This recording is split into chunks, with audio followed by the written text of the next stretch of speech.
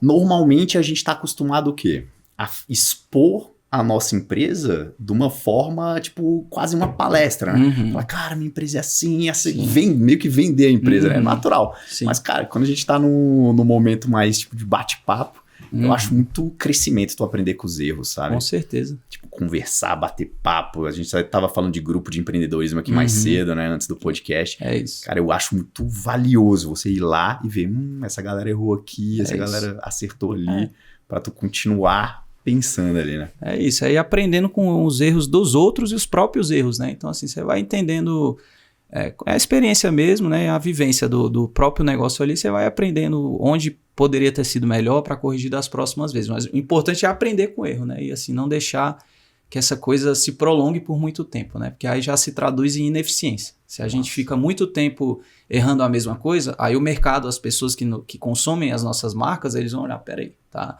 Isso está errado há muito tempo. E a gente passa a não ser mais reconhecido como uma marca vencedora, né? Uma marca que realmente faz a diferença na vida das pessoas. Então, o nosso desafio é melhorar cada dia e problema tem pra caramba. Meu celular deve estar pipocando aí. Toda hora acontece alguma coisa, mas a gente aprende a administrar cada vez melhor, né? Assim, ninguém é imune a erros. A gente tem bastante assim, mas a gente tem tentado cada vez mais lidar da melhor forma. Uma curiosidade, o pessoal associa muito uma empresa a outra, porque a gente que tá no mundo do empreendedorismo, a gente fica sabendo, né? Não, o pessoal é dono de tal coisa, mas no público normal, assim, o pessoal associa suas marcas? Ou nem tanto, assim? Associa, porque a gente veio com uma proposta muito clara, que quando a gente foi conceber o Caju Limão, a gente veio com a força dos dois grupos por trás. Então, isso deu um peso, uma responsabilidade boa pra gente de tipo, cara, a gente está botando as outras nossas 4 marcas dentro do jogo ali, justamente para os nossos potenciais clientes associarem e verem que realmente a gente está fazendo uma coisa legal. Então, o mercado associou muito por conta do que a gente se propôs a fazer, e no dia a dia, assim, a gente mesmo conversando com pessoas, aí assim, acho que é meio que quase unânime, assim, as pessoas normalmente sabem as marcas que a gente tem, né? Até porque, apesar da gente não estar sempre, vamos dizer assim, mostrando as caras em todas as frentes ali, mas a gente é uma referência para a marca, porque a gente faz a mesma coisa há muito tempo, né? A gente está com Responsa há 7 anos, então as pessoas olham e falam, o pessoal do Responsa, a mesma coisa com o pessoal dos meninos do Caminito e do Nazô. Então, assim, gera uma referência quase que imediata que é de um grupo ali que tem outras marcas, né? Então tem bastante. E o Responsa também lotado sempre, né, cara? Tá louco. Eu tava até conversando com os meninos ali mais cedo, vindo pra cá, eu falei, nasci em Brasília, né? Tenho 38 anos, cara, tô em Brasília há muito tempo.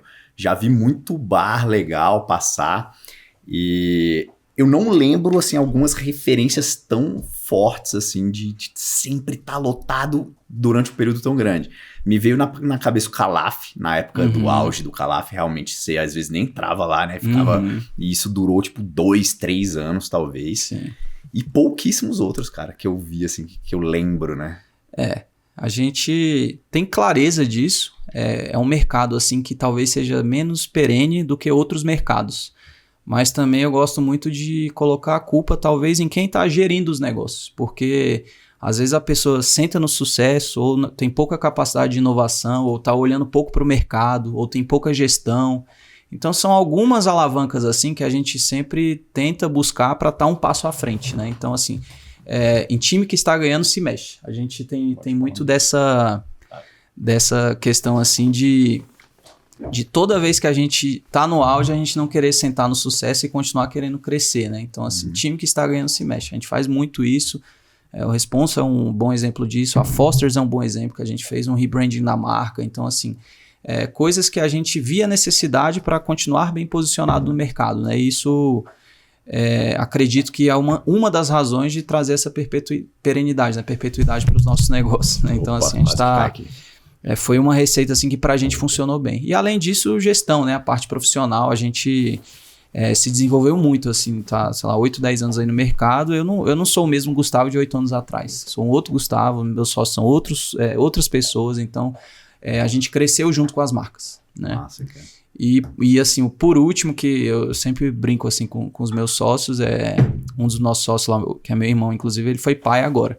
Aí, ou seja, os sócios estão envelhecendo. As marcas que a gente toca, elas não podem envelhecer junto com a gente. Então, assim, a gente não é mais o público-alvo de alguma das marcas que a gente tem. Então, isso é bom para a gente ter clareza e saber separar as coisas, né? E buscar o melhor para as nossas marcas. Então, assim, não necessariamente espelhar sempre a gente naquele público-alvo. Pô, legal. A gente sempre curte entrar numa viés, assim, meio de gestão, assim, também, né? E aí eu já vi uma característica interessante em vocês, que vocês pensam o seguinte: opa, a inovação pra gente é importante, tá dentro de um valor, assim, principal, acredito, de vocês. Falando da gestão, como que você promove essa inovação? Vocês estão envelhecendo, como você falou, talvez a mentalidade de vocês, talvez os gostos, né? Pô, eu também tô envelhecendo, né? Eu sei que o gosto muda. Uma hora você quer uma coisa, outra hora você já, pô, tô cansado disso e tudo. Como é que vocês colocam ideias novas dentro da empresa? Qual o mecanismo de gestão?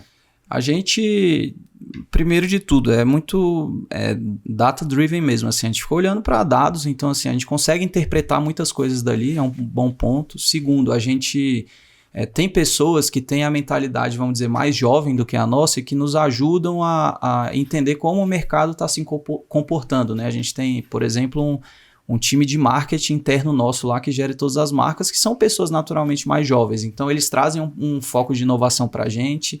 E a gente, com isso, consegue aliar um pouco de dados, um pouco de olhar para o mercado, o que o mercado está fazendo, e um pouco de ter pessoas junto com a gente que possam nos ajudar a trazer essa inovação. E um pouco da nossa experiência também, de estar no mercado há esse bom tempo. Então, a gente, assim, não é imune a erros, né, como todo mundo, mas a gente tem uma sensibilidade boa para tentar entender o movimento do mercado, né, para onde ele está caminhando. Então, o desafio é de se antecipar o movimento, para quando ele chegar você tá bem posicionado, né? E acho que nem todas as marcas têm essa habilidade, né? Às vezes o trem tá passando, a pessoa não tá nem vendo, aí quando ele passou já foi, né? Então é um desafio nosso, constante inovação, evolução, seja na parte operacional, na parte estratégica, enfim, a gente está sempre antenado às necessidades aí do mercado. Cara, muito legal, velho.